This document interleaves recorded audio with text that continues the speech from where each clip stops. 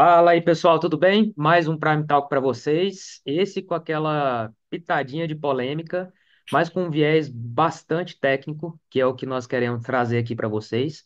E mais uma vez com a convidada especial. Mas antes de apresentá-la e de entrarmos nesse assunto, eu quero te convidar a se inscrever no canal. Se esse conteúdo fizer sentido para você, deixa o seu like e, por que não, compartilhar com quem pode ser impactado ou ajudado com as informações presentes neste conteúdo. Beleza? Carol, se apresenta para o pessoal. Olá, tudo bem? Meu nome é Carolina Ulisseia Franzoni, eu sou perita em documentoscopia e hoje nós vamos falar um pouquinho de um assunto bem polêmico, o laudo do Pablo Marçal, que foi apresentado pelo Pablo Marçal. E esse vai ser uma bela deixa para comentarmos um assunto, né, que tem incomodado bastante os profissionais que realmente estão querendo levar a sério a perícia e quem trata a perícia como ela deve ser tratada, com bastante critério, né, com bastante respeito acima de tudo, né, porque é uma profissão que entrega nada mais, nada menos do que a verdade. Então, é uma bela deixa para a gente comentar sobre isso, né? Sobre alguns vícios que alguns novos profissionais e até profissionais já com certa experiência têm trazido para essa atuação pericial. Mas antes de mais nada, eu preciso falar para vocês que a pauta aqui não é viés político, né? Nós até estávamos conversando aqui nos bastidores. Independente da sua crença política, eu quero que você pense com a cabeça que, teoricamente, um Técnica. cientista deveria pensar, né? Com a cabeça técnica. E, inclusive, nós vamos comentar algumas questões aqui, alguns cuidados que talvez se a equipe do Pablo Marçal tivesse tomado ali alguns critérios preventivos, né? Poderia ter se evitado tudo isso. Mas vocês vão ver que nem a galera que resolveu analisar conseguiu concluir muita coisa. Vamos começar pelas notícias, Carol, e depois a gente vai colocar na descrição do vídeo aí. Eu faço questão de deixar todos os links de notícias que nós acessamos aí, que você teve o cuidado de dar uma pesquisada. Sim, primeiro vale ressaltar que não teve todas essas, nós não tivemos acesso ao laudo e sim às reportagens que foram informadas, que foram apresentadas, né? Então teve um jornal. Eu levantei alguns pontos que o jornal falou sobre o laudo apresentado pela Polícia Civil.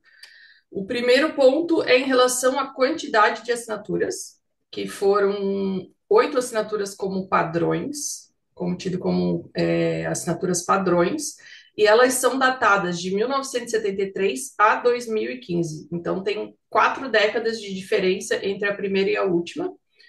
Só que elas foram datadas, uma de 73, uma de 78, uma de 81, 87, 86, 92, uma de 2012 e uma de 2015. E aí precisamos fazer uma pequena pausa aqui, Carol. Explica para a Sim, galera, principalmente que está entrando agora, que está conhecendo o mundo da perícia, e com certeza tem muita gente querendo conhecer um pouquinho mais, nem que seja pela curiosidade que esse caso trouxe à tona, né? Porque foi uma disputa bem regional, né, ali no âmbito de São Paulo, mas que sim, teve extensão é- territorial pelo Brasil todo, né? sim, Principalmente pela força da mídia que o Paulo Marçal alcança. Ele explora muito bem, um belíssimo comunicador, comunica muito bem na internet e isso ganhou proporções gigantescas. E só para contextualizar, né, às vésperas do último dia da eleição, a equipe dele ou ele resolveu postar nas redes sociais um laudo, né, que supostamente colocava ali o Guilherme Boulos como usuário de drogas, né, e assinado por um médico, supostamente, né, e isso tudo ganhou grande repercussão, né, o próprio Guilherme Boulos conseguiu uma liminar e derrubou as redes sociais, pediu para já tirar de imediato e conseguiu derrubar as redes sociais do Paulo Marçal, e em meio a isso tudo, né, diversos profissionais começaram a querer ter acesso ao documento para poder saber, né, se era verídico, se não era, se tinha autenticidade, se pelo menos existia a possibilidade de ser real, né? E aos leigos, né, a primeira consulta vem o quê? Geralmente o CID, né? As pessoas tentam buscar ali pelo Isso. CID, tentam buscar pela logomarca do hospital, se é verídico, se não é, datas e tal. Mas o papel da perícia aqui ela vai muito mais a fundo, né? Um papel mais científico. E aí eu queria que você fizesse a contextualização, Carol, até explicando um pouquinho o porquê esse lapso temporal é tão importante, considerando que existe um dos critérios mais basilares, né, da documentoscopia e grafoscopia, que é baseado nesse lapso temporal. Explica um pouquinho para o pessoal. Tá. Nós temos alguns critérios que a gente precisa seguir para ao analisarmos uma assinatura, que é a autenticidade, adequabilidade, espontaneidade, contemporaneidade e quantidade. Isso que eu acabei de falar, que foram 8 assinaturas como padrões, ou seja, nós temos 8 quantidades de assinaturas padrões para serem analisadas com uma que estava sendo questionada. Só que com 8 assinaturas padrões, nós não conseguimos identificar os hábitos gráficos de uma pessoa. É muito pouco, nós não temos quantidade suficiente para identificar hábitos gráficos. Além disso, a maioria delas são de 70, são datadas de muito antes da assinatura que está sendo questionada. Então, nós temos que ter, além da quantidade, a contemporaneidade, que é outro critério utilizado. A gente tem que ter assinaturas datadas da época que está datada desse documento questionado, entre mais ou menos 3 anos antes, 3 anos depois. O que a gente pode fazer com essas 8 assinaturas apresentadas é identificar se houve alguma mudança nesse período, mas nós só temos 8, então é muito pouco. Nós precisaríamos de umas 30 assinaturas para identificar os hábitos gráficos, mais ou menos. Então, nós temos 8, começa o primeiro ponto aí. Só a título comparativo, né, Carol? Dentro de um processo judicial, por exemplo, que a Carol está muitíssimo acostumada e eu vejo diversos alunos, e é frequente isso, né? É muito comum, de 30 a 50, 60, né? Tem alguns casos que, quando as próprias partes entendem que tem uma variabilidade, né? Durante os tipos de documentos que estão sendo analisados e as quantidades de assinaturas, tem quesitos aí que solicitam até 100 assinaturas, diversas formas de coletar essa assinatura, com pauta, sem pauta, enfim. Quanto mais assinaturas você tem para analisar, melhor é o seu escopo, né? Para ter ali Isso, uma projeção de estudá-las e aí sim ir individualizando cada uma para o seu propósito. Não, essa aqui bate, essa aqui não bate, essa aqui tem muita divergência. Ao final você pode excluir algumas, né? E ficar só com aquelas que realmente importam. Mas o fato é, 8, pessoal, principalmente para você que está aqui a título de curiosidade, né? Tentando entender mais sobre a polêmica e não sobre o assunto pericial em si. 8 é muito pouco dentro desse escopo pericial. tá. O segundo ponto a ser tratado é outro quesito em relação aos critérios utilizados, que é a adequabilidade. A assinatura que está sendo questionada, ela é totalmente diferente em formas, como é que a gente pode falar? A construção dela, né? Exato, a construção dela é totalmente diferente, a assinatura da pessoa, né, do médico, é totalmente diferente daquela assinatura que está sendo questionada. Então, não tem como nós conseguimos analisar algumas coisas, mas o nosso trabalho vai ser totalmente limitado, porque não são iguais não são, elas não têm a mesma, elas são diferentes. É igual eu comparar uma banana com uma maçã. Não, nós não conseguimos, são frutas, são, mas não tem, elas são diferentes. Então nós não conseguimos dar uma conclusão categórica nesse sentido, dizer que a assinatura é ou não da pessoa. E eles foram categóricos em dizer que a assinatura não é daquela pessoa. Então, nós temos três possíveis grandes erros aí, né? Primeiro, Sim, a quantidade, muito pouco espectro para ser analisado, somente 8. a contemporaneidade, né? Foram coletadas aí, ou melhor, foram analisadas assinaturas com a variabilidade muito grande, né? De Muito um ano para o grande. outro e até onde eu soube nas notícias, esse médico já faleceu, teoricamente não teria como coletar algo atual, mas você tem, pelo menos Como ali, buscar, né? mais próximo, né? Isso, Do que tem hoje, até porque essa contemporaneidade é justamente para justificar as variações ao longo da vida, né? A pessoa pode exato. ir alterando a própria assinatura, principalmente médicos, né? Eu brinco É, que talvez seja um pré-requisito na faculdade, né? Principalmente, talvez tenha até uma residência disso, né? Como fazer receita médica, porque só tem exatamente. duas pessoas que entendem aquilo, o próprio Ele e o médico farmacêutico. e o farmacêutico, só. É bem isso, é. Mas brincadeiras à parte, além dessa mudança natural que existe, né? A pessoa pode ter sofrido algum tipo de AVC, né? Pode ter tido algum acidente, motor que influencia nas construções.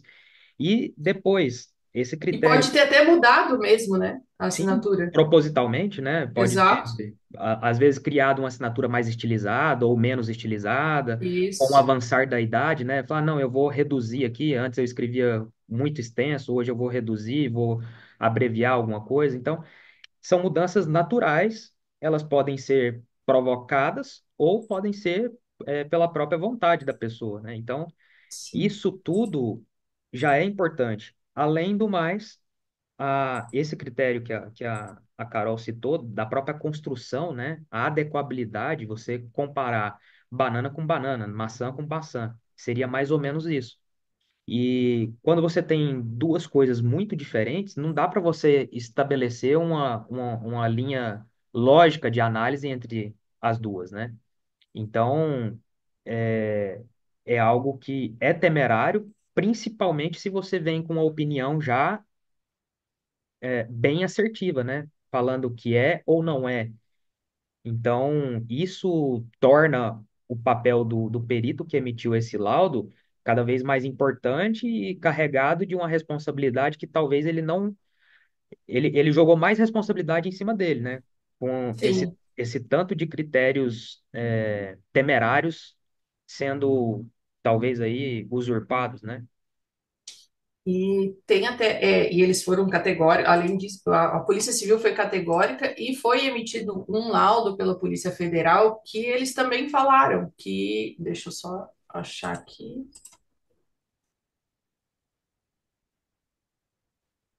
eles falam que as evidências suportam fortemente a hipótese de que os manuscritos questionados foram produzidos pela mesma pessoa que forneceu os padrões. Mas como nós já falamos, o que deveria ser feito pelos critérios, seguindo os critérios, né, a autenticidade, adequabilidade, espontaneidade, contemporaneidade e quantidade, que da adequabilidade, assim, ó, não esse foi o mais gritante, quer dizer, todos foram gritantes, né, porque eles não seguiram nenhum critério. Eles deveriam dizer que as evidências não suportam nem se contrapõem a nenhuma das hipóteses, ou não é possível formar uma convicção sobre a potencial autoria. Nós não temos como dizer se é autêntico ou não. Sim. Apesar do trabalho ter sido realizado, não tem como informar se é ou não é a assinatura daquela pessoa. E aí, com base. Pode falar, Carol. Isso, inclusive, eu tive um trabalho, foi um trabalho bastante extenso, foi um trabalho de 167 páginas que eu fiz uma vez, e tinha uma assinatura que estava sendo questionada, era uma assinatura muito simples até, e eles queriam saber se foi realizada por 7 pessoas. Eu tinha 7 pessoas para serem confrontadas com aquela assinatura. Nenhuma das assinaturas dessas 7 pessoas tinha assinatura parecida com aquela. Então, o trabalho foi todo feito, foi demonstrado ali tanto as assinaturas dessas pessoas que estavam sendo confrontadas para verificar com a assinatura questionada e eu tive que imagina, foi um trabalho muito longo, né? Muito extenso. E eu tive que ir na conclusão de que as evidências não suportam nem se contrapõem a nenhuma dessas hipóteses, que não tinha como eu analisar uma banana com uma maçã. Elas eram frutas, mas eram coisas diferentes. E daí é interessante trazer isso à tona até por conta do judiciário, às vezes quando a gente apresenta uma conclusão nesse sentido, muitas pessoas não gostam, mas o nosso trabalho fica limitado. Eu não posso inventar coisas, né? Não Sim. posso querer inventar algo que não tem como eu ir além daquilo. E aí existem dois principais contextos que eu queria abordar aqui. O primeiro, como que isso poderia ter sido evitado por parte da equipe do Marçal e do próprio Marçal, né, Carol? Acho Isso, importante a gente falar isso, até por respeito à categoria pericial, né? Que existe uma outra figura, antes de virar processo, inclusive, que seria a figura do assistente técnico, né? Que exato. a maioria dos peritos judiciais trabalham também como assistentes técnicos e, se não trabalham, estão perdendo uma belíssima oportunidade, porque é um campo que existe uma exploração fantástica para ser trabalhada aí. E o que que acontece?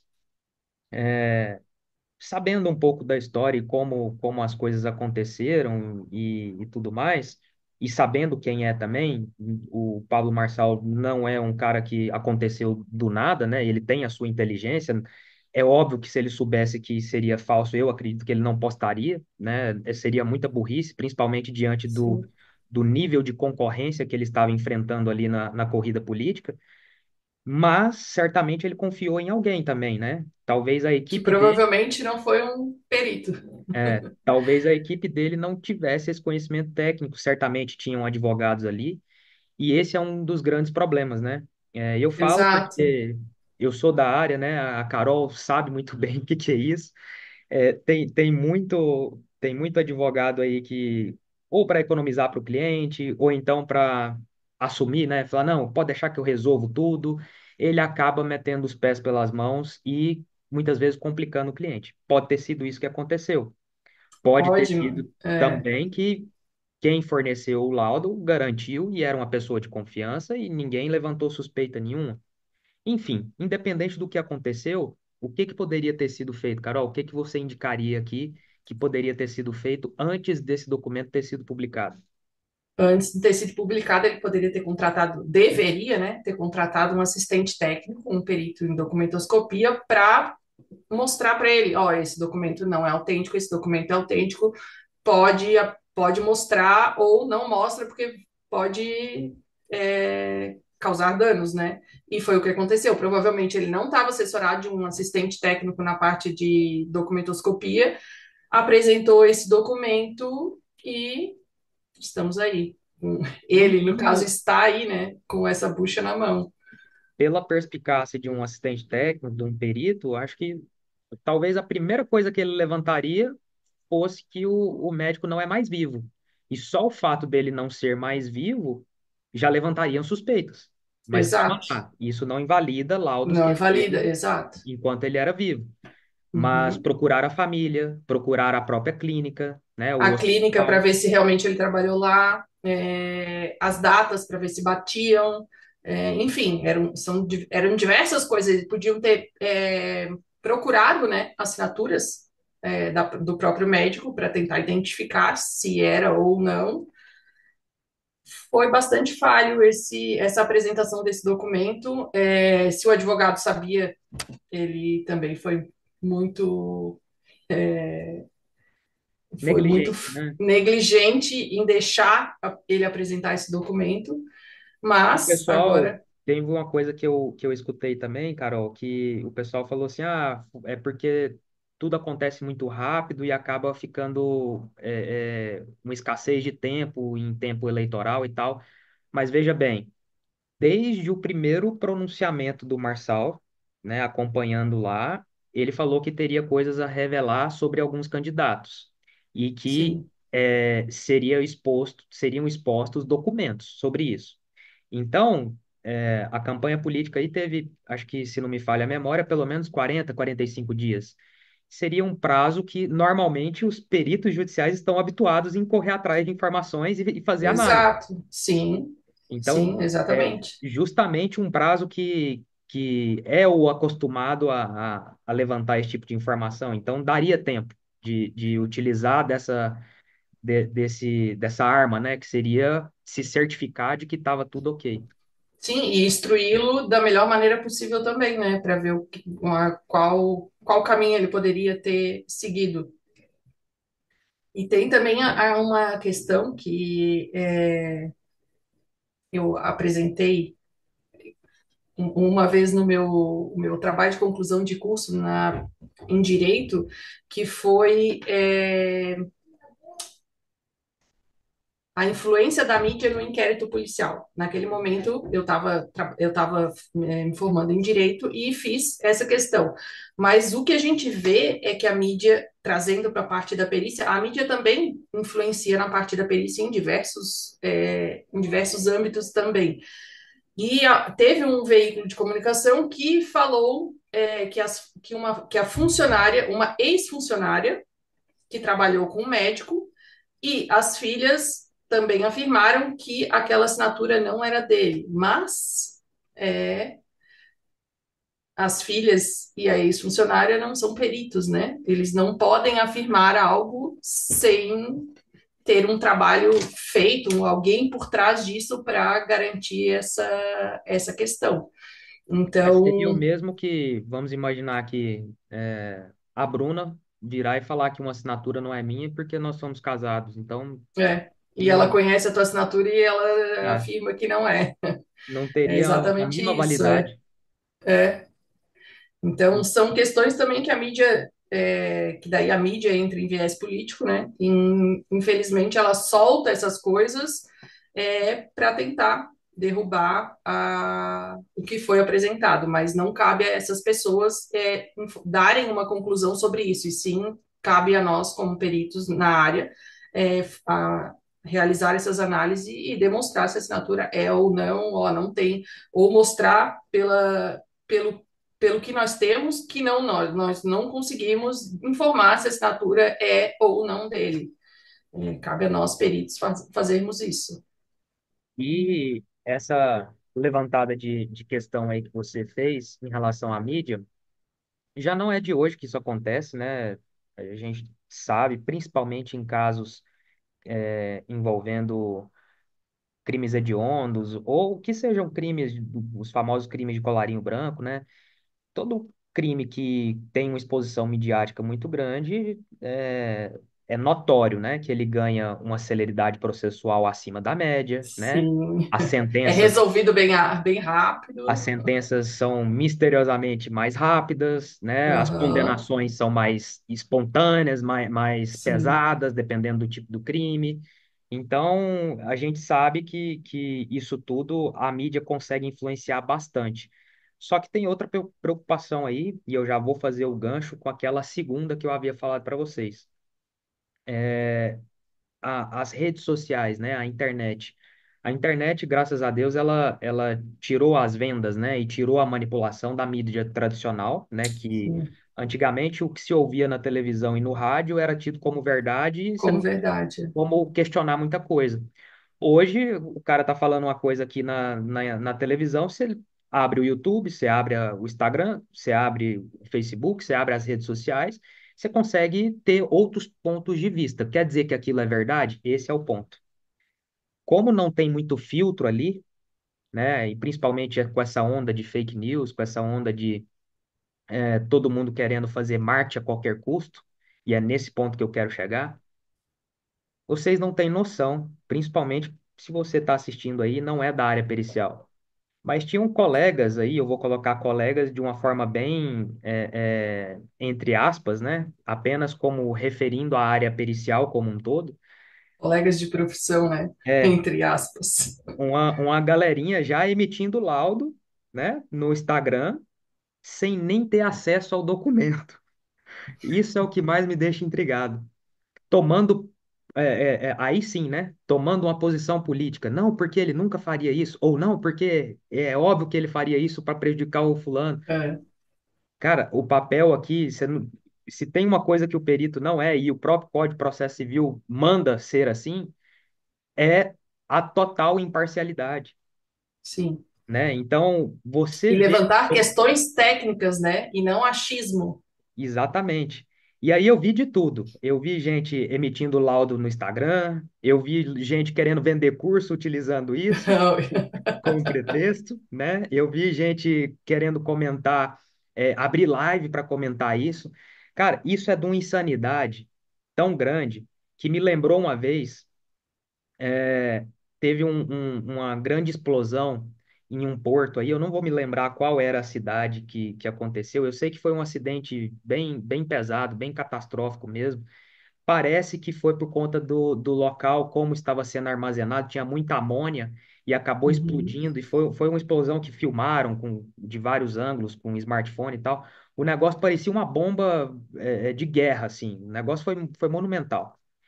E bem na época, teve um professor de um curso aí que já. O negócio, tipo, aconteceu, era 6 horas da tarde. 8 horas da noite ele já Ele estava já estava uma live para falar o que que aconteceu. Cara, sem a nem explosão ter nem estado no esfriou. local, né? É, A explosão nem esfriou e o cara já estava abrindo uma live para comentar. É mais ou menos isso que aconteceu. O laudo uhum, nem tinha sido analisado, nem tinha sido.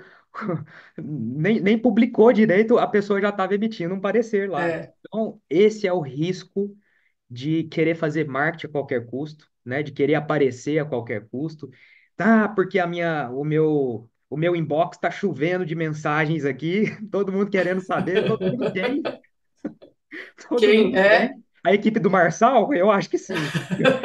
A equipe do Marçal ficou preocupada. Mas de resto, ninguém quer saber disso, não. Todo mundo quer saber de especular, porque ninguém teve acesso ao documento ainda. Então, eu Exato. queria que você comentasse disso, Carol. O que essa onda de maus profissionais tem causado, né? E como Uhum. isso tem repercutido principalmente em você, né? Que atua diretamente na perícia judicial, que também tem uma formação jurídica e entende como que o contexto acontece de fato na realidade, porque uma coisa é o que se fala na teoria, outra coisa é o que se fala na mídia, outra coisa é o que se fala na internet e de fato o que realmente acontece. Então, como que você está enxergando isso tudo e como que isso tem respingado na sua atuação? Então, infelizmente, a gente está com essa grande demanda de alguns cursinhos para a formação desses peritos que falam da facilidade de trabalhar no judiciário sem prestar concurso público. É, e esses cursinhos mostram uma facilidade que não existe. Não é assim, não temos ganhos rápidos, não é fácil. E isso vem causando um grande problema para o judiciário, né? Porque essas pessoas não têm qualificação nenhuma. Até antes antes da alteração do Código de 2015, da alteração do Código de Processo Civil, eles exigiam, né? Se não me falha a memória, nível superior para perito em documentoscopia.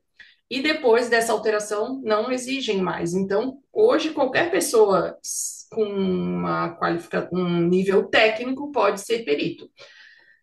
Mas essas pessoas às vezes não sabem falar, não sabem escrever, não conhecem, não têm conhecimento da área e elas emitem um laudo que vai basear uma sentença do juiz. Já começa por aí o grande problema, né? Então, a pessoa está escrevendo errado, a pessoa fez um cursinho de 20 horas e está apresentando um laudo que vai servir de base para a sentença do juiz, do magistrado. Para resolver vidas de pessoas, né? De pessoas, exatamente. Tem alguns colegas que eles falam que não precisa, que eles aprenderam assim dessa forma, né? Que não precisamos fazer coletas de assinaturas. Basta utilizar os padrões que estão nos autos. Os padrões geralmente são o quê? Uma declaração de insuficiência, uma procuração e algum documento de identidade que é apresentado ali. Ou seja, mais ou menos 3 ou 4 padrões. Com três, só que daí tem um outro problema. Essa carteira de identidade, será que ela é datada da mesma época? Enfim, mas ali já derruba porque nós temos 3 ou 4 padrões e nós não conseguimos identificar hábitos gráficos com esses padrões.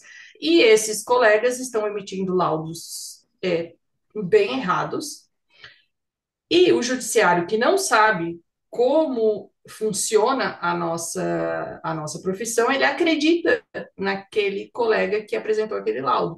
Inclusive, tem uma comarca que eu fui nomeada e a própria juíza ela colocou isso no despacho, que a perita faça as análises somente com os documentos que constam nos autos.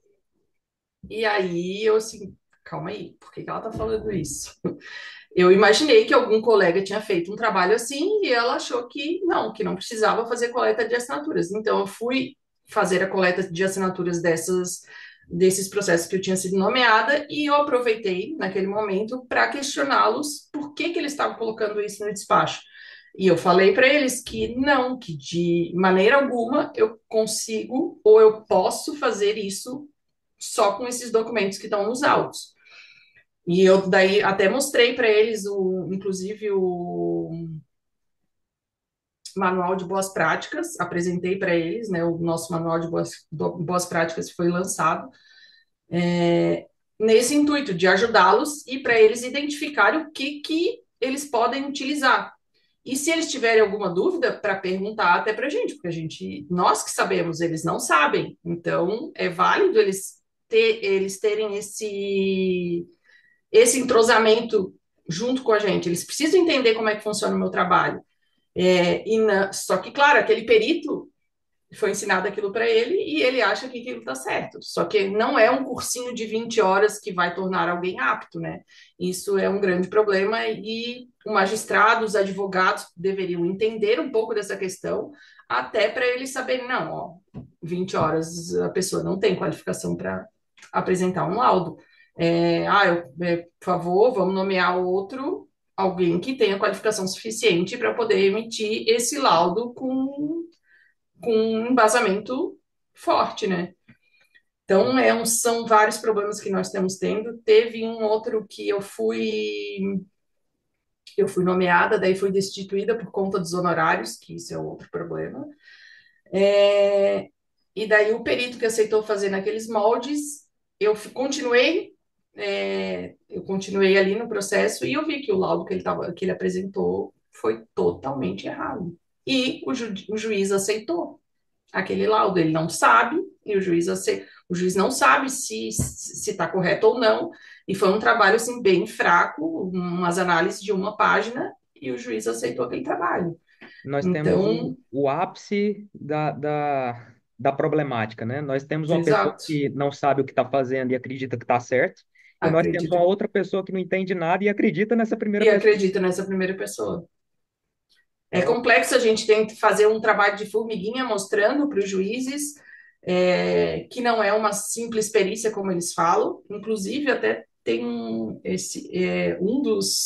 dos peritos, um dos laudos do perito da Polícia Civil, ele falou no laudo que apresentou, com uma simples inspeção ocular entre traçados, voltando ao assunto do Marçal, né, foi possível identificar que a assinatura é falsa, uma simples inspeção ocular. E não existe simples perícia, não existe nada simples. Cada assinatura tem as suas particularidades e eu não posso olhar, eu vou olhar e vou dizer se é ou não. Não é assim que funciona. O nosso trabalho não é assim. Olhei e sim, é autêntica. Não, não é autêntica. Não é um é um trabalho visual, mas que eu preciso analisar com microscópio, enfim, fazer todas as análises, mas nada simplista. Não é algo assim de olhar duas folhas e, ó, não é. Não é assim, rápido. E até esses peritos da Polícia Civil falaram isso. Então, a gente precisa tirar essa imagem de que a perícia é algo simples. Não é algo simples. e É isso, bastante complexo. exatamente. E assim, Thiago, então quer dizer que isso está se estendendo pela. Muitos alunos já perguntaram isso, né?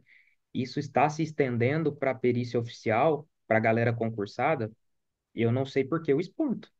Qual que é a diferença Sim. da Carol, minha, que vez ou outra atua na assistência técnica, ou de você que está assistindo aí, que também é um perito judicial, para o cara da federal e para o cara da civil. A diferença é que eles quiseram estudar para concurso. Exato. Simples assim. Ah, mas eles E não têm uma escola de formação? Tem, mas e aí? Às vezes, vocês têm que entender, pessoal, ele principalmente quem... precisa estar se atualizando, ele precisa fazer Sim, cursos. sim. Vocês têm que entender, pessoal, que é o seguinte, principalmente para quem não tem formação na área jurídica. Quem passa num concurso público, para início de conversa, né? Concurso público não te prepara para a profissão. Se você acha que passando para o concurso você está preparado, você não está. Você aprende a passar na prova. É mais ou menos como a prova do Detran para você aprender a dirigir. É. Porque Ele faz a... passou para o curso ele passou para o concurso de perito criminal, ponto. Ele não Exatamente. fez depois que ele vai aprender algumas coisas ali dentro. Exatamente. Então, da mesma forma que tem maus profissionais atuando na perícia judicial, vai ter na federal, vai ter na civil, vai ter como magistrado, vão ter advogados, vai ter mau profissional para tudo quanto é lado. E qual que é a grande questão aqui? Infelizmente, não tem muito filtro. O filtro é quando acontece um grande problema que gera repercussão na vida de alguém. Aí acontece a Exato. seleção natural desse cara tomar uma punição, dele até ser exonerado, ou dele pegar um gancho aí e não atuar por um bom tempo, enfim. Não vou entrar tanto no mérito, mas vocês têm que entender que os erros acontecem em todo o escopo. E lá talvez seja até aprimorado ou majorado esse erro, porque principalmente para a galera da civil. A galera da civil tem uma casuística infinita. A mesma hora que o cara está correndo para atender um acidente de trânsito, ele está fazendo um laudo do É. marçal. Então, é uma loucura e não tem perito suficiente para atender a quantidade de demanda que acontece. Em toda esquina tem um fraudador. Em toda É. esquina tem alguém tomando um tombo de moto. Em toda esquina tem alguém matando outra pessoa. Infelizmente, E nós eles estamos atendem todas essas esferas, né? exatamente. Tem alguém poluindo um rio. Acreditem, essa galera também vai atrás disso, os É. crimes ambientais. Então, é um mix de tudo que é impossível você saber de tudo e atuar bem em todas as esferas. Então, não é raro, por exemplo, vamos imaginar que pega um perito que tem conhecimento em computacional forense e ele vai fazer cena de crime, de homicídio, por exemplo. É. Por quê? Porque teoricamente ele passou pelo curso de formação e ele tem a base lá para ele fazer aquilo, A tá? base só. Exatamente. É igual a nossa É. polícia.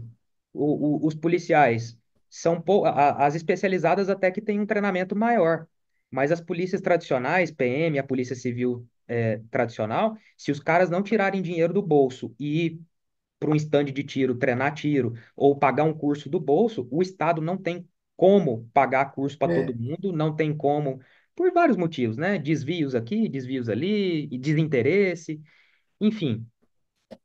Boa parte, eu falo para vocês por experiência própria, aqui da Study Prime.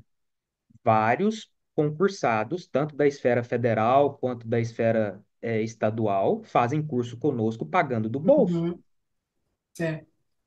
Então, por que que um cara desse que passou num concurso para ganhar, sei lá, na área, no âmbito federal, ganhando acima de 20 mil por mês, por que que um cara desse ainda se preocupa em se atualizar e fazer um curso aqui com a gente ou em outra instituição que seja? Porque ele entende que não é o suficiente. Porque ele entende que ele precisa entender, estudar mais para não fazer esse tipo de besteira que É. fizeram aí agora.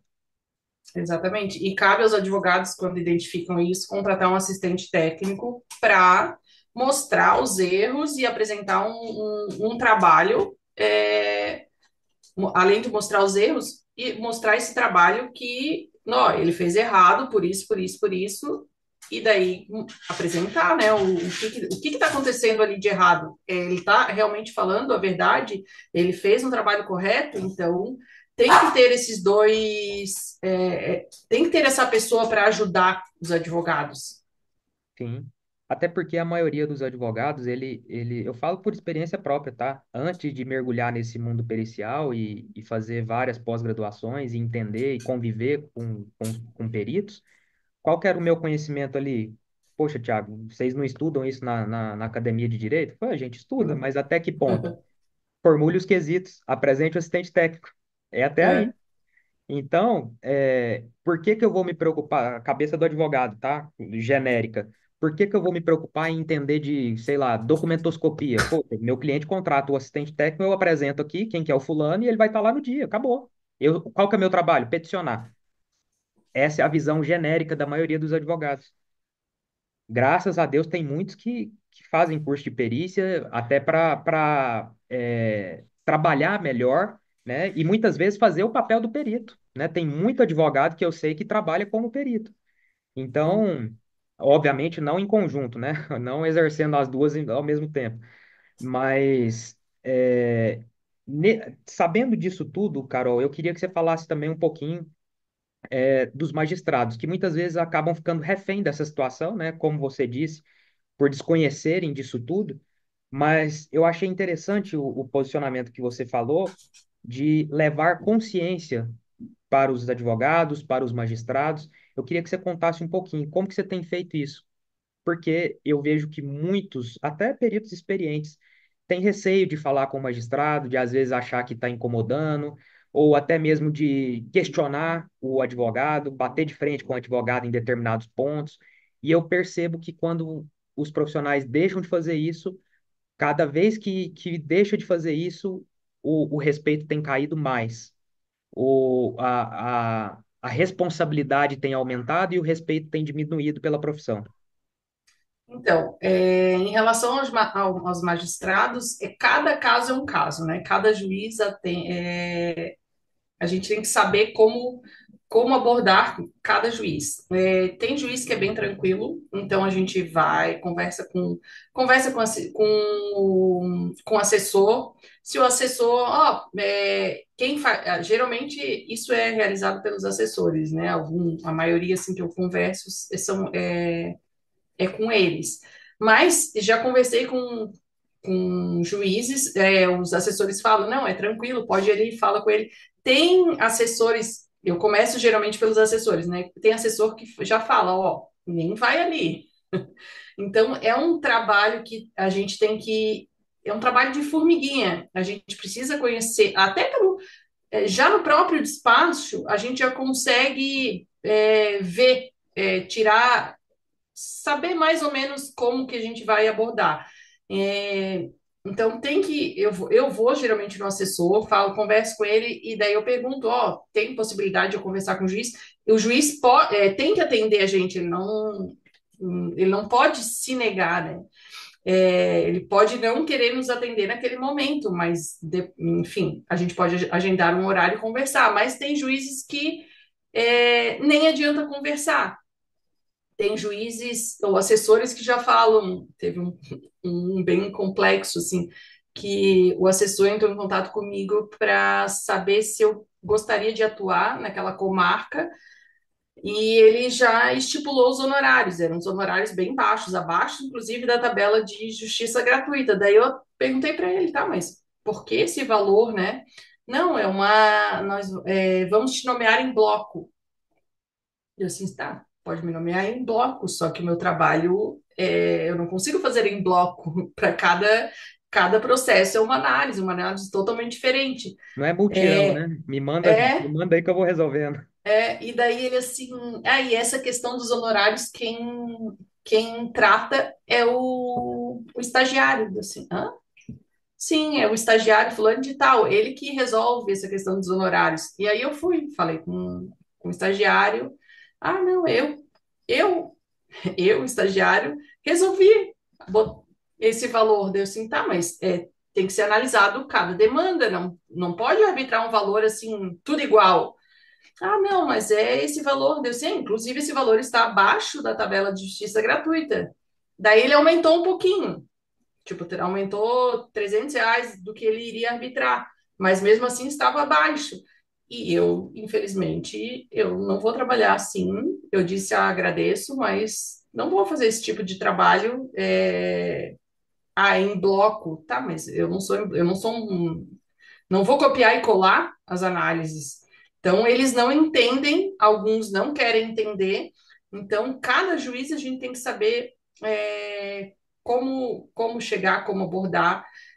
Eu levo o manual de. Hoje a gente tem um manual de boas práticas, né? Então, eu já levo. Como a gente não tem um conselho, a gente não tem alguém um órgão que regule, é complexo também isso, né? É um problema. Então, eu apresento um manual de boas práticas, falo um pouco de como que é o trabalho, como que deve ser realizado para eles entenderem e me coloco sempre à disposição para qualquer dúvida que eles tenham para me questionarem. E aí tem bastante, tá? Que manda ali doutora, estou com essa dúvida aqui, o que que eu posso colocar de quesitos? Tem alguns que perguntam assim, e daí pela eu às vezes eu mostro, né? Ó, isso aqui é interessante perguntar, isso aqui é interessante perguntar. Então tem essa alguns dão essa proximidade com a gente e mas tem outros que não querem saber, não têm interesse e não querem nem eles não querem nem essa proximidade, é bem complexo. Mas eles são bastante solícitos, Mas percebam, a pessoal, maioria. esses detalhes que a Carol falou. Nós temos aí situações de precariedade, eu julgo isso precariedade, porque o estagiário ele está ali aprendendo, e ele está aprendendo com a sua carreira, com a sua remuneração. Uhum, Então, qual que é o nível de conhecimento? Óbvio, nós temos excepcionais estagiários que às vezes estão até à frente do seu tempo de aprendizado, né? Principalmente se ele estagia desde o primeiro período de faculdade, por exemplo. Mas, teoricamente, é uma pessoa que está ali para aprender e não para sentenciar algo, né? uhum, E ele está ali decidindo a qualidade daquela perícia, porque eu conheço a Carol já de alguns cursos, sei o padrão do trabalho dela, e naquele momento, a desistência dela, você acha qual o nível de outra pessoa que vai aceitar isso? Talvez um outro bom aceite pela necessidade, pelo desespero de às vezes estar topando qualquer coisa, porque foi enganado no início, né? Com aquilo que a gente falou, a Carol comentou de vem para a perícia porque é um oceano de oportunidades para você ganhar é, 3.000 por dia, enfim. é, e aí se depara com um mundo um pouquinho mais complexo e começa a topar qualquer coisa para entrar recurso logo. E aí mora o perigo, né? Porque a partir do momento que você faz isso só pelo dinheiro, vai dar errado. A partir do momento que você topa qualquer valor, veja bem o que eu vou falar aqui. Há um tempo atrás, Carol, eu fiz até uma pergunta, ela tem uma vertente até meio capciosa, eu joguei no YouTube e, consequentemente, a maioria acabou se equivocando na resposta, que inclusive está até na doutrina do Eric e do Samuel, e também é a minha interpretação do Código de Processo Civil. A partir do momento que o perito está cadastrado, ele se coloca como cadastrado no tribunal, ele não tem escolha de recusar ou aceitar. Se ele se colocou lá e recebeu uma nomeação, ele precisa aceitar. Veja bem, uhum, precisa. Ah, mas e as possibilidades de escusa? As possibilidades de escusa são a exceção, não é regra. E elas são pautadas nas mesmas dos magistrados, dos membros do Ministério Público, né? Por exemplo, o caso de suspeição. Agora, quando você se coloca numa situação de aceitar qualquer coisa, sabendo que isso que está vindo é algo que não está gerando respeito para o seu trabalho e para a própria demanda, eu digo para você criar essa exceção e fundamentar, falando, olha, não vou aceitar porque, inclusive, como a própria Carol falou, inclusive está abaixo até do que o mercado tem praticado. sim, Inclusive, exatamente. isso aqui nem na justiça gratuita se pagaria. Inclusive, isso aqui não remunera nem os meus custos. Não estou dizendo que eu estou fazendo isso aqui só pelo dinheiro, mas veja bem, qual é o seu critério? Aprendam o poder da pergunta. Devolva a pergunta. Qual o critério você está utilizando para precificar isso aqui em 500, 1.000, 2.000? O que que você utilizou como critério? A pessoa vai ter que te fornecer uma informação. E aí você vai saber o que que ela usou de base. Aí é onde você tem capacidade de rebater. Então, nós temos lugares com esse nível de precariedade, que a Carol falou, que um estagiário é que determina quanto que você vai receber. E nós temos outros lugares também, que eu tenho certeza que a Carol foi muito bem acolhida, como ela própria mencionou. Chegaram a me perguntar, que eu acho que é o que o legislador deveria fazer. Deveria Ah, fazer. vamos abrir o capítulo da perícia dentro do Código de Processo Civil? Vem cá, peritada, vamos fazer uma reunião, né? Uma audiência pública, né? Adoram fazer audiência pública por tudo, menos pelo que interessa. Vamos fazer uma audiência pública com os principais nomes da perícia para... O que que vocês acham disso aqui, né? Ô, Carol, o que que você acha da gente nomear uma pessoa só para grafoscopia e depois só para documentoscopia? Cara, não perguntam o básico. Aí é o problema. Quem faz as leis no nosso país não entende do que está fazendo. Exatamente, até isso é um problema, porque assim, o que que para o juiz, a pessoa que está nomeada ali, ela está ok. O problema é lá embaixo. Vamos analisar, tá, quem que criou esse critério para para inscrição do perito aqui dentro do judiciário? Então, quando chega para o juiz aqueles nomes que estão lá na lista, para ele já está tudo bem, já passou pelo critério. Só que daí o buraco é mais profundo, né? Você sabe o que É, que me veio na cabeça, Carol, na nossa ah, conversa de bastidores semana passada? É mais ou menos a mesma coisa quando você entra num consultório do médico. Você não pede para ele o diploma. Você não fica é, checando se ele realmente formou. Você já está dentro do consultório, poxa. Você quer resolver seu uhum, problema. É o exato. juiz com a sua nomeação. É, é exatamente isso. E daí tem juízes que já, ó, qual é o perito que é bom? Aquele lá é a tal da indicação, assim como acontece no consultório médico. Se a gente não sabe nada, a gente pelo menos bota ali no Google, tenta buscar alguma informação ou até uma indicação, né? Então, tem essa questão que tem alguns juízes sim que eles eles buscam as indicações, ó, aquele perito faz um bom trabalho, não faz, e tem alguns que buscam até isso, mas infelizmente tem outros que não fazem isso. E eles acham que aqueles nomes da lista que foi apresentada para eles está tudo certo. Só que daí é algo mais complexo, né? Tá, ele sabe, um cursinho de 20 horas vai trazer alguém suficiente para emitir um laudo? Esses dias eu vi um ali que não sabia, tinha que ler, eu acho que umas 10 vezes o que o perito escreveu no laudo para tentar entender, porque né, era algo extremamente. Então, o que que ele está querendo dizer com isso? O que que ele está falando? Palavras erradas, assim. Então, é muito complexo isso. É muito complexo porque além de entrar qualquer pessoa, a formação da pessoa, tem gente que não tem formação alguma e fica fazendo esse trabalho simples que é vendido, né? Trabalhe para o judiciário sem prestar concurso público, ganhe tantos, R$ 3.000 por dia. Sim, eu trabalho para o judiciário, não prestei concurso público, mas eu tenho uma formação para ir, para fazer isso. Eu tenho uma formação para fazer isso, uma formação grande, né? Uma formação forte, não é uma simples perícia como vendem. Sim.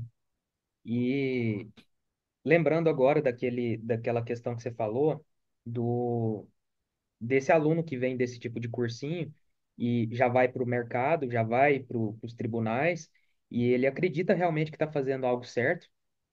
E eu me recordei aqui, e isso não é raro, tá? Vez ou outra, até tá virando até frequente, isso tem me preocupado. Colegas comentando comigo que tem acontecido muito processos que já estão na mão do segundo ou terceiro perito e cai Uhum, na mão de um colega desse e ele não coleta padrões, ele não vai atrás de produção de mais provas porque os outros já coletaram, porque os outros já... Não, o que tem uhum. no processo já me basta. Poxa, se está precisando de você é porque algum problema teve, meu amigo. Algum problema tem, Se não, o exato. primeiro perito já tinha resolvido. Se já está no terceiro, tem processo que está no quarto perito. Aham. Peraí, deixa eu pelo menos tentar entender. Será que o Não, problema aqui é entre as partes? É problema de remuneração? É problema de falta de prova? O que que é? Por que que não conseguiram resolver isso aqui antes? então, e daí tem um outro problema aqui. Algumas pessoas, eles não têm nem a capacidade de ler para tentar entender o processo. Eles vão ali no despacho, leem o despacho e não leem mais nada. Acho que o trabalho dele é dali para cima, para baixo, não. Só que ele precisa entender o que está acontecendo ali, né? Para ele, pô, já passaram dois peritos, o que que houve? Vamos entender o que está acontecendo. E eles não leem o que aconteceu e entram e continuam fazendo aquele trabalho raso que e errado, né? Além disso, errado. Pior do que isso é falar, não, eu aprendi lá, ó, documentoscopia é 3.000, já faz a proposta de honorário. Não Aham. lê nada, não. Ou ainda assim, tá? Será que eu preciso analisar o documento? Ou eu só tenho que analisar a assinatura? O que adianta tu analisar a assinatura e tem uma fraude no documento? A Tem que ser assinatura é analisado os ok, dois, né? né? A assinatura é autêntica, mas o documento não. E aí? Tem que ser analisado. E nós, como peritos em documentoscopia, nós temos que falar. Até porque a grafoscopia está dentro da documentoscopia. Então, eu preciso falar que aquele documento é falso. A assinatura é verdadeira, mas o documento é falso. Então, cabe, eu tenho esse dever de informar o juiz sobre isso. Porque imagina, foi questionada a assinatura, mas eu estou vendo que existe uma fraude documental. Então, eu tenho que sim informar o juiz sobre isso. Perfeito. Carol, para a gente encaminhar para o final, só antes eu dei uma pesquisada aqui rapidinho, só para ter certeza que eu não estava falando besteira. Aquele caso da explosão que eu fiz a comparação, que o Uhum. professor estava já fazendo uma live com laudo do que aconteceu, foi uma explosão no Líbano, de um Ah. armazenamento de nitrato de amônia que tinha lá e o negócio explodiu, foi bem feio. E o professor daqui, no Brasil, estava fazendo a perícia É, online. online, em tempo real. Ah, É, então, para caminhar para o encerramento, já eu pergunto isso para todos os convidados aqui, com você não seria diferente. Mesmo diante de todas esses desafios aí, diante dessas coisas chatas e ruins, né, para a própria perícia que tem acontecido, eu queria que você falasse alguma coisa boa, alguma coisa que, poxa, queimou no seu coração, que brilhou seu olho quando você estava trabalhando com perícia, ou um honorário relevante que você faturou e falou, poxa, isso aqui realmente está fazendo sentido, ou alguém que você conseguiu ajudar, ou algum caso emblemático. O que que você pode contar de histórias aí para agregar para o pessoal aqui que vale a pena? sim, a perícia vale a pena. Nós precisamos estudar. Não é assim algo simples como eles vendem. É, e precisamos estar sempre atualizados, né? Teve um caso, alguns bastante interessantes. Eu gosto bastante quando eu estou fazendo as coletas de assinatura, eu gosto bastante de conversar com as pessoas, até porque tem gente que acha, nessas questões de empréstimo consignado, então são pessoas bem simples e eles vão contando as histórias deles, mas lógico, eu escuto a história, mas não tem. A história dele não vai interferir no meu trabalho. Mas é bem interessante isso. Mas teve alguns casos, um inclusive foi esse que eu comentei no início ali das 7 assinaturas. Esse foi bem interessante, assim, porque foi um trabalho de 167 páginas.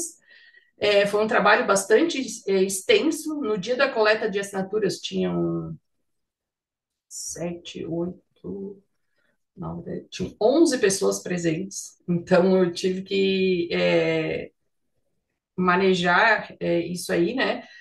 Tinha advogado do autor, do réu, tinha as pessoas que eu ia fazer a coleta de assinaturas, então, enfim, eram bastante pessoas.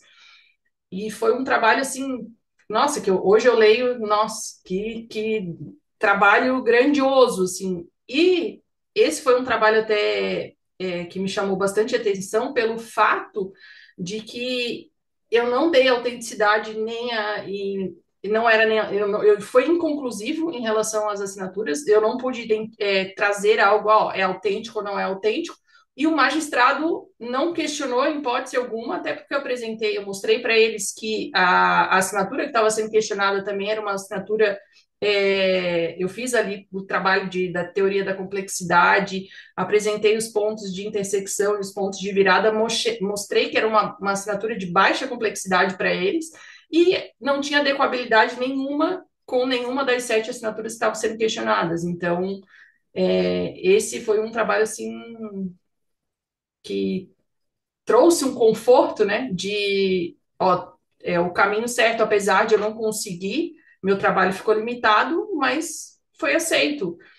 Alguns juízes, infelizmente, não aceitam essa questão é, da não conclusividade, né, do inconclusivo quanto à autenticidade ou não, né?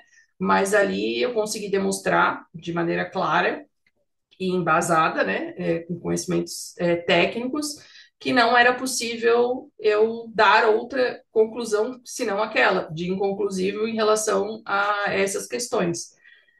Então, só que para a gente chegar nesse ponto, a gente precisa estar sempre estudando. Porque eu não saberia fazer, tem muitos colegas que não sabem o que é a teoria da complexidade. E foi através de uma pós-graduação que eu pude embasar esse laudo com conhecimentos que eu adquiri na pós-graduação.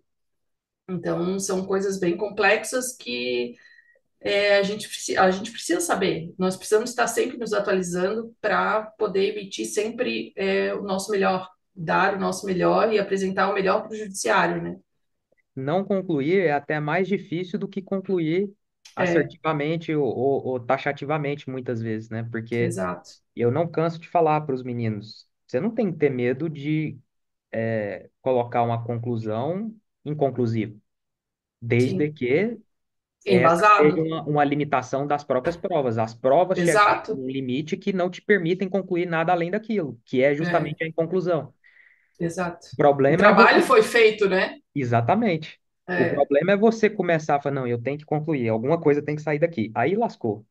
é, Porque se você não tem esse nível de discernimento de que nem sempre é possível concluir algo, e muitas vezes é assim por conta da precariedade das provas, por conta da inadequabilidade das próprias provas, uhum, por conta de lapso temporal. São várias as questões que podem te impedir de concluir taxativamente, né?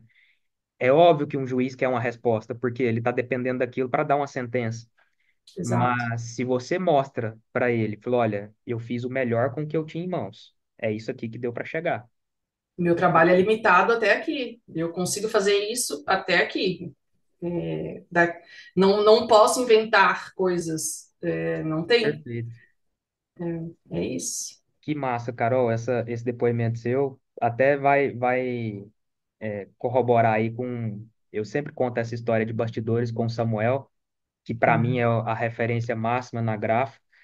Ele ele está elaborando para nós um curso, né, bem diferente. E chegou um determinado momento que ele estava analisando uma assinatura e ele travou. E aí ele me ligou, a gente bateu um papo e durante esse papo ele, Thiago, eu preciso de mais tempo e tal, ou então eu vou descartar essa assinatura. Eu falei, não, é justamente isso que você vai colocar no curso, poxa. As pessoas precisam entender que até você, com a sua experiência, tem um momento que trava. Por quê? Não é você que trava, é a prova que te impõe Sim, uma trava. Dali para frente você não exato. consegue falar mais nada. E aí vai ser inconclusivo por isso, dentro da ciência. Perfeito. Uhum. Então, é esse medo que os profissionais precisam perder, de saber apresentar o seu trabalho e ter confiança no que fez. O problema é que essa confiança tem sido abalada lá atrás, né? Com a É. promessa dos 3.000. Aí o bicho Uhum. pega. Não, e eles querem assim, tá? Quando é que eu vou receber? Já pode? Tem um laudo que eu apresentei já faz mais de um ano.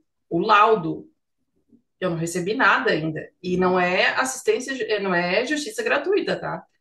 Não é, uns Eu tô honorários vendo. são bem bons, não é justiça gratuita, foi ano passado. Então, imagina, tu ficar dependendo de um processo que tá ali, ó, rolando e não. O que que eu posso fazer? Meu trabalho eu já fiz, já solicitei os honorários 50% antecipado, mas ainda não foi deferido.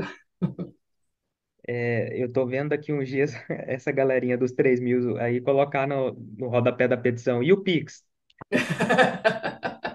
Cai É, quando? o QR Code para o É, Pix. É Carol, bem foi, isso. Foi grandioso esse papo aqui, eu gostei bastante, tenho certeza que vai enriquecer aí a experiência de muita gente. Já quero agradecer pelo seu tempo, que não Sim. me canso de falar, sempre que vem um convidado aqui, o tempo é o maior ativo, né? Porque não tem como comprar mais. Então, todas as vezes que alguém cede um pouquinho de tempo e compartilha experiências aqui, é impagável e te agradeço profundamente aí. Muito obrigado pelas experiências e por Eu que agradeço tratar de um também. assunto de tão relevância assim.